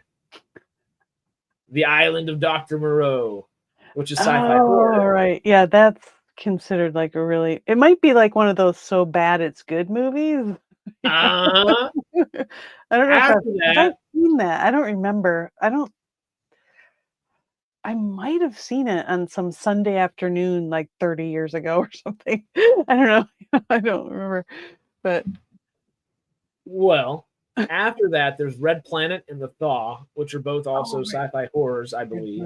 I think I'm thinking to celebrate Val Kilmer's life, like we did with David Lynch. And obviously, Lynch doesn't have a whole bunch of sci-fi things, so we just kind of stuck with Dune. I guess kind of sci-fi. They're just so quirky and odd in their own ways, but not true sci-fi. Are we going to have a 10-hour stream of all this work? That was not what I was thinking. I was thinking maybe we take a day here and watch this, a day here and watch this. I was thinking maybe 4 separate streams, one for each one of those movies, and maybe where We could even watch one tomorrow. Tomorrow could be a good opening. I don't know if anybody can make it or not, but I will be there to watch it with y'all nonetheless. And let's go ahead and watch Real Genius. Yeah, that's great. But after that, we'll do a couple of different days, and we'll have them set up so we know which days are which and which days work best. Friday is going to be a Radical Wasteland. Greg is actually going in.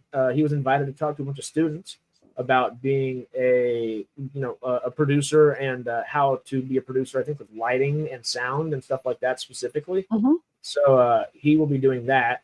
And instead of talking about Fallout, we got so many of y'all Brits in here. Let's talk about some British Fallout. The game Atomfall came out this past week, and I haven't played a whole bunch of it just yet, but it's essentially British Fallout. So we're going to dive into that a little bit and discuss that while Greg's gone. But Saturday might continue on with the Val Kilmer stuff. Got into housekeeping out of nowhere, yeah. Yeah. You gotta watch, even though it's not science. I know you want to watch the science fiction, but him as Doc Holliday in Tombstone is his greatest ever thing he did. It just Jim Morrison indoors is a very, very close second. It's arguably just as good. Oh yeah. But Tombstone. Yeah. It's my all-time favorite movie, I think. I'm pretty sure. Yeah. Really? It's so good. And just the cast of that movie. Like everybody's in it. The minor characters. Michael Rooker's in there too. Like anybody. Charles Billy Heston even is in it. Is he? Yeah. That when they're fleeing and they drop Doc Holliday off at that ranch or whatever. That's yes. Oh my god. Oh my god. There are things I need to do today, but I might just put on Tombstone in the background for the sake of it. Actually, I can't do that. I can't do that. I will sit down and I will waste my day. Not waste my day. There's no such thing. That movie is so good. It's just literally, I woke up and one of the first things I saw whenever I, going, just doing the morning routine, moving around and sitting on a toilet at one point and finally just scrolling through Instagram or whatever, and see the Val Kilmer and the Doc Holliday, Johnny Ringo scene inside of the casino whenever, of course. Right, with those, they exchange those Latin phrases and do the fancy gun thing, one with the gun. Johnny Ringo's an educated man, I see, or whatever. Yeah, yep. Oh, that's so good. It's just... Oh, you want to insult me? Let's do this little I mean, cool little pistol whip thing right after Bring Out the Tin Cup is just... How do you not get an Oscar for that? Oh my god. Nominated. Yeah.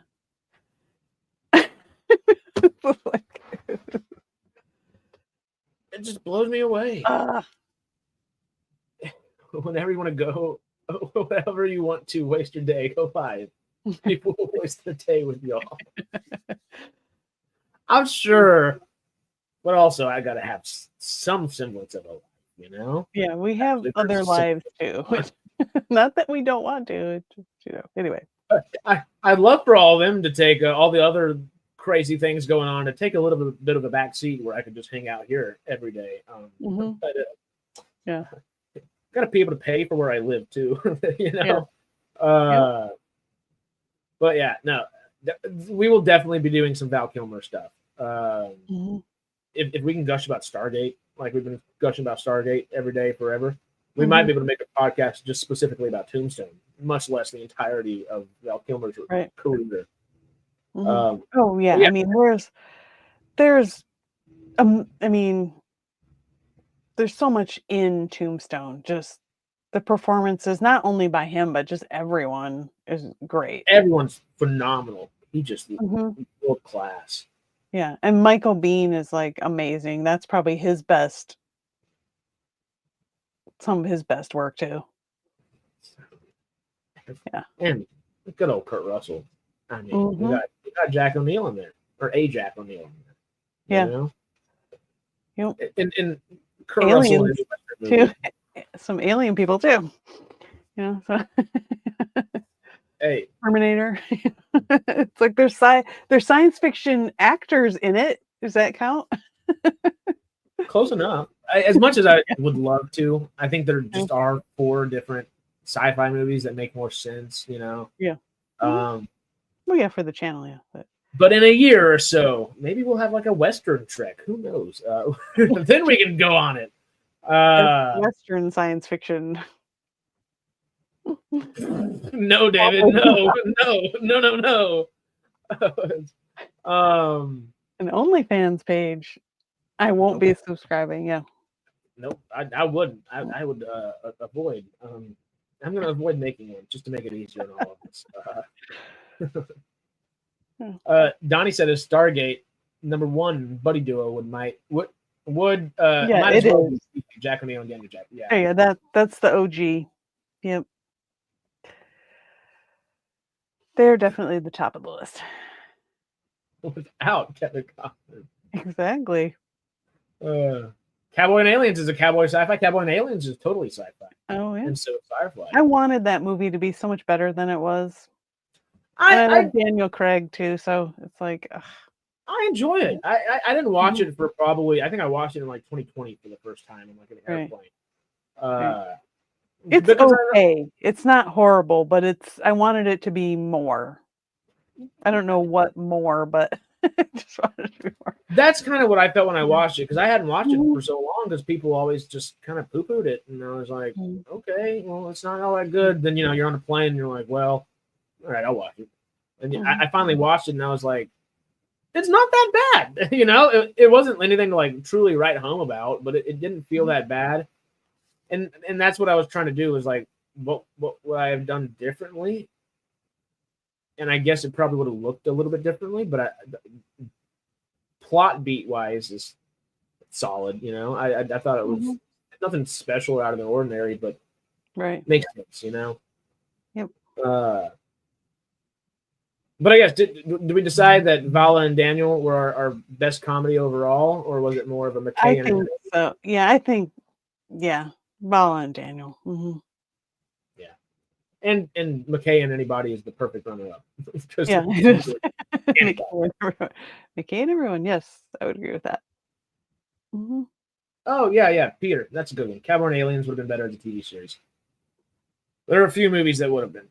Mm-hmm. And some TV series that would have been better as movies. All of the most recent Star Wars things. What was that? Okay. Never mind. I was about to throw myself into I was going to get myself in trouble. Now I kind of have to say it because I was saying it. But I was thinking in that little brief moment there. Mm-hmm. Oh, God damn it, David.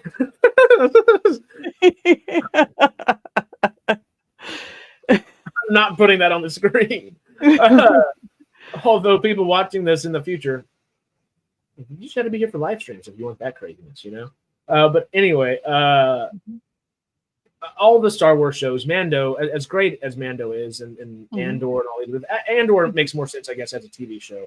But everything else they've done could totally have been a movie. Boba Fett, Book of Boba Fett, probably would have been better as a movie, or 2 separate small shows, one about Tusken Raiders and one about modern day. Right. The Acolyte is what my brain went to. Oh, don't say that. But I had started to, so here we are. Yeah. That could have been a great movie. That actually has the inklings of what could have been an awesome movie. Awesome TV show, too. Mm-hmm. We just got what we got. Maybe. Now I'll go into existential crisis for a moment. But any of those would have been good movies. And, of course, vice versa, like you're saying. Aliens and Cowboys. Cowboys and Aliens, could have been a great movie. A TV show, Same thing, A Working Man. Mm-hmm.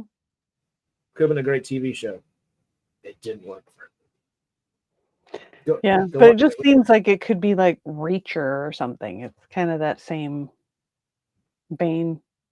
Yeah. Yeah, I think Mando's too drawn out. So is Boba Fett. Mm-hmm. Hence the perfect stuff for a movie. I would agree with that. Yeah. Well, okay. So our best overall duo that we have decided for Stargate is Dr. Dave and Jack O'Neill. Yep. Comedy was Vala and Daniel. So Daniel gets top 2. Anyway. Camaraderie, we decided on Braytek and Teal'c, right? I think so, yeah. Yeah, that makes sense. And then kind of an antagonistic relationship. Rush and Young for me. Rush and Young, and I'd say Todd and Sheppard. Cool. Because Rush and Young are right freaking there. That's so good. But yeah. Todd and Sheppard might be my favorite overall duo. And who's your personal favorite overall duo out of all of these? Because Todd and Sheppard wouldn't for me. I just love that dynamic so much. It's Jack and Daniel. Yeah, and I know. So original, but it is for me. It is the original. It makes sense, you know. Yeah, that will be hopefully a great little clip that we can get good old StreamYard to help us out with right there. Yeah. Todd and Sheppard for Traveler as well. Tony said Daniel and Vala. Who else are y'all thinking? Because there's so many good ones. We've talked about some good ones.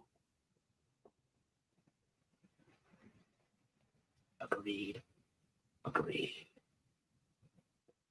But I don't think they're going to give it a season 2. I don't think it's going to get a season 2, sadly. Skeleton Crew's not getting... Not enough people watched it, I don't think. Right. I think a lot of that is just the preconceived thing of like, oh, everything Stargate sucks. No. I think that hurt it. Hey, V. I'm your neighbor. I live in Seattle as well. That neck of the woods. Yep. B. Sod was actually the person waving to you at Emerald City. Maybe. Were you at Emerald City Comic Con? Somebody waved at me at Emerald City Comic Con. I don't know. Sarah was spotted. But I don't know for sure if that was it. I'm just maybe. Probably. Yeah. That's just funny. Like literally, as you explained it, it's just the perfect little film scene pops in your head as you explain it, because you're like, I'm going up this escalator here. This person's going down an escalator over here, and then waving at you. It's just a quick little film scene. It's great. Yeah. Oh, B-Sod was in the hospital and was not there. Okay. Hate to hear that. Yeah. Instead of B-Sod, be Hoppy. I was just changing the A's if you couldn't tell, but and maybe that'll help. I don't know. That was a terrible pun, terrible whatever to try to make you feel better, but hopefully you're doing well, B-Sod. Yeah.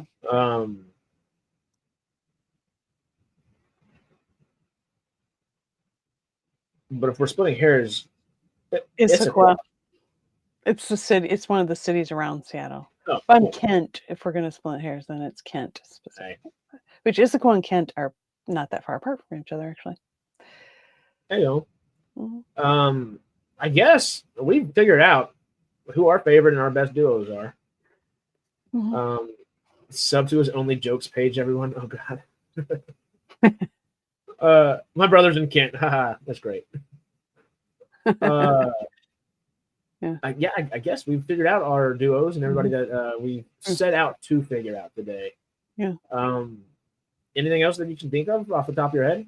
Any other housekeeping? I guess that we'll go through housekeeping again real quickly, speed round it, but anything else you can think of? No, we'll do this again in 2 weeks? We'll decide what we're talking about. Yeah, I might, well, I don't know if it's stuff I want to talk about right here, but anyway. Yeah. Well, outside of that, of course, tomorrow, I'm going to go ahead and say Thursday, tomorrow. I wish I had my calendar in front of me right now. I'm most likely, at least Thursday, tomorrow, we'll watch Real Genius with Val Kilmer. Saturday, we'll try to watch The Island of Dr. Moreau. Excuse me. Yeah. I would like to join, but I don't think I'm going to be able to because I got something else going on tomorrow and Saturday. So, well, maybe next week, Tuesday, Thursday, if we don't have anything popping up during those days, we can finish this little thing off and celebrate the life and career, of course, the sci-fi career aspect of Val Kilmer. He's a great guy. First guy that I was ever, Val Kilmer kind of made me want to continue being an actor at a certain point because someone was like, "Hey, you look like Val Kilmer and could do some Val Kilmer roles." A long time ago, but that was like the first actor I guess I was ever compared to, and that's just gonna always stick in my head and be like, okay, well now you got to bring it. Now you got to bring it. If that's the person you're compared to, you got to bring it. You know? Yeah. Oh, Willow is another. Mad I mean, it's fantasy, but that could count. Oh, yeah. I think, yeah. God, that Willow TV show.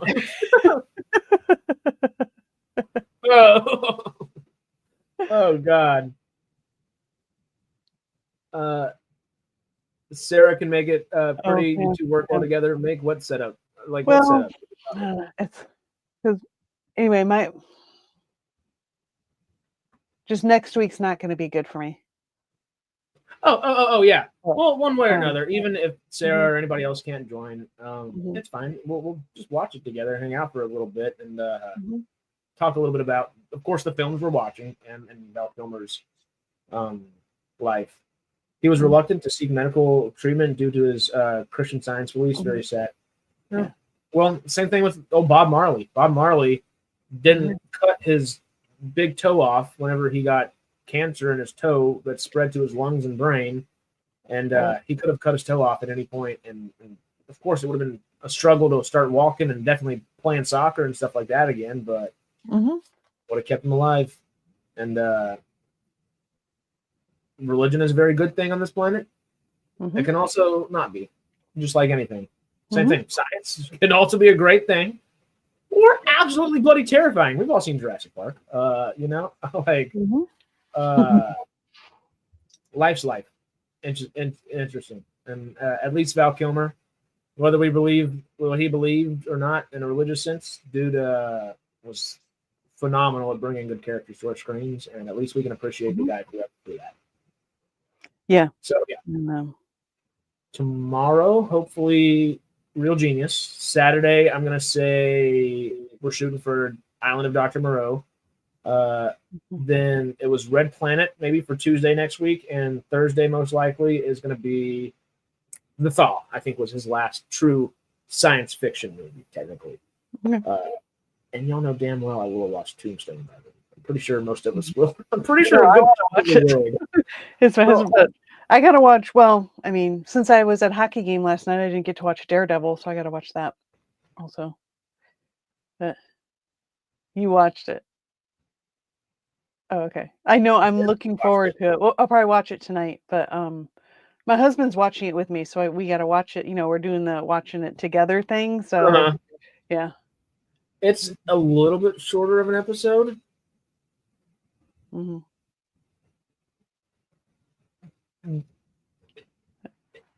You get just Muse. I'm just gonna say Muse. That's your episode. But with that, of course, just within great storytelling, Fisk and not just Daredevil, but Matt's plot lines in here are gold.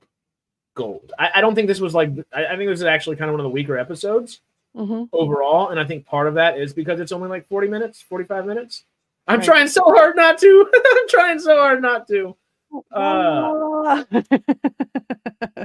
It's not a weak episode either. I don't think it's a weak episode. It just after the insanity of like last week's 2 episodes, it's not as strong of an episode. But again, I guess those specific scenes you get throughout, you're gonna eat them up. The actors eat them up. You're gonna love them. Great episode. But yeah, I don't know, before, after, whenever.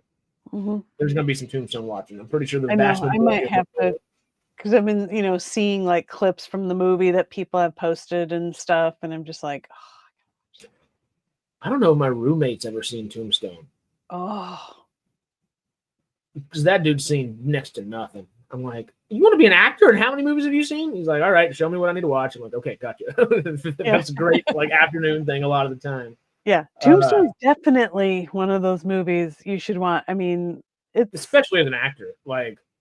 Yeah, especially as an actor. I mean, that movie itself is like an acting class. I mean, it's like Val Kilmer alone is an acting class in there. The whole movie, for damn sure. Yep.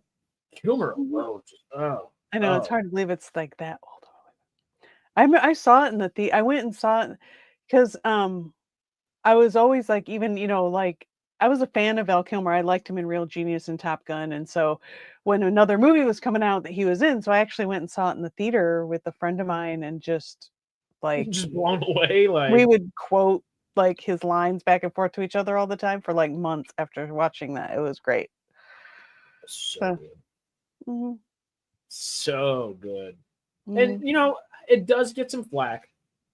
Mm-hmm. I don't dislike. I don't love, but I definitely don't dislike Batman Forever. It was the best Batman movie I think we got until we got Christopher Nolan's Batmans. Until then. Was that the one with Catwoman in it, or no? Or what? Or which one? Chris Nolan's or Val Kilmer? The Val Kilmer Batman. Did that one have the? Or I don't think she's in it. Because it's. Oh no, that's the one with. Is that the one with Nicole Kidman? It's that one. Yes. Oh, okay. Yeah, or she's a psychiatrist or something. Yeah. Double check if I'm wrong about that, because I don't think that's not part of Schumacher. This was Schumacher's first movie, and then he went Batman and Robin with George Clooney, and because Batman Forever is supposed to be the same Batman as Michael Keaton. Right. It's supposed to be that third one, and then they were like, let's just go, whatchamacallit instead, Uma Thurman. Oh, you're thinking about Poison Ivy. That's Batman and Robin. That's Batman and Robin. That's extra silly. That's whenever he goes extra silly. Right. Batman Forever is right before that. It has the Riddler too, right? Yes. And Arnold? No, that's the other one. Uma Thurman's Batman Forever? That's Batman Forever? What the hell happens with the bat nipples and George Clooney and all that then? Maybe then we got the names wrong. Let me see. I guess I just probably have to go back and watch those movies again. Keaton will always be my Batman. I'm with you. I grew up he's a great Batman with Bale, but Keaton's my Batman. And I honestly say the same thing. As much as I adore Heath Ledger, Jack Nicholson as Jack Napier, of course, not the actual Joker per se, but it's pretty damn perfect. So of course, tomorrow, Saturday, Tuesday, Thursday, we'll continue on a little Kilmer. We need a good little alliteration for it. Our marathon of Kilmer, Kilmerathon, something like that. Valathon, I don't know. Valathon, there you go. Valathon. That's actually kind of fun. Jim Carrey as Riddler and Tommy Lee as Two-Face. That one? Why do I think of that as? I'm looking up the movie right now. When did that came out? What, like mid 90s ish? Because Batman 2 with DeVito and Batman Forever in 1995. Batman and Robin. Yeah, it is. Oh, it has Nicole Kidman. It's got. Yeah, it's Two-Face, Riddler, and Nicole Kidman is in it also. Yeah, that one. Yep. Batman and Robin is Arnie. Is it just Arnie? I feel like Arnie is in there with everybody else. Maybe they're all just so campy, they just kind of come together in my head. Seal did the soundtrack. Song. Seal is just such an interesting career. Like person in general, but just the career of Seal alone is interesting. Right. You forget he was married to Heidi Klum. What? Seal? What? When? Why? What? Where? You didn't know that? No. They were married for a while. Like several years. I think they had at least one or a couple kids together, I think. Oh, I had no idea. Maybe they had a kid together. I don't know. Maybe they didn't. I don't know. But I'm also just probably half a generation shy of knowing Seal like everybody else probably does well. So everything I know is just Kiss from a Rose and everything else that I've just done some research over time like I like to do, obviously. sitting here learning all of Stargate and everything else. Like at one point, did the same thing for SEAL and learned some, not that part. That's funny. Yeah. Hopefully he anamorphed into a SEAL, and swam thousands of miles away from her. Oh no. I like Clooney's Bruce Wayne persona, but Kilmer's Batman persona. Yeah, that makes sense. Yeah. Yeah. Back to Kilmer real quick. Tomorrow, Thursday, Saturday, Tuesday, Thursday, we will go on our Valathon there. And Friday, Radical Wasteland. We are changing up the wasteland, but staying in a wasteland nonetheless, and going to Adamfall. Oh God, David. And then Sunday we have Sci-Fi Sundays, of course. What are we doing? We need to. An award of chevrons of some variety. I don't think we've done actors yet. I think we should do actors. Yeah. But that's like, that's a big, we're doing all time. We got to do that all time actors for all time in TV and movies, and then probably actresses of all time in all movies and all TV and all movies as well. Yeah. Or we could just lump everybody together as just actors. Yeah. Science fiction actor, actress. Do we want to do supporting? I would suck at that because just doing that. I think supporting is getting too deep. That's next year. Yeah. Maybe whenever we have 4 to 7 to 8, maybe 10 movies tops to whittle everything down from. This year, overall, all time, gets difficult quick. What is going on over here? In the band? Wait. How am I getting punk rock broadband? Okay. Yeah. Oh, band, like BANNED? Yeah. No, he said, "Am I getting banned soon?" No. Yeah. I'm getting the band back together or something over here. Don't never be actually. Well, depends on what is said, of course. But I'm pretty sure David has more reign than most folk do. When you make us wonderful of graphics, that's the word I'm looking for, as David does. It turns us into literally anything and everything in the world. Yeah, we need to be posting those on our we X do or whatever. Oh yeah, that's perfect for that. I need to get back and post them for Sci-Fi Sundays, just on Saturdays typically, just to kind of say, hey, come by tomorrow morning or come by tomorrow evening, depending on where you are in the world. Just because we were good about that for a bit. I think holidays came around and so on and so forth. But yeah, that's a great little advertisement. We're a little over 2 hours now. Of course, we're just kind of hanging and having fun. But I don't know if we have too much more time to do so. And we've already started our not laundry, housekeeping. God, if words are failing me like this already, it is time to go. Check out the new one on Facebook, SciTrek Angels. Thank you, sir. I will. Making us as beefy as possible. This is great. And I was just teasing. Oh, definitely. And tease more. David needs to be teased more. You see what happens whenever he just goes off and having too much fun. You can't let him have too much fun. Right. But yeah, I think that's kind of it for us. Anything else you want to say or anything else to think about before we hop out of here?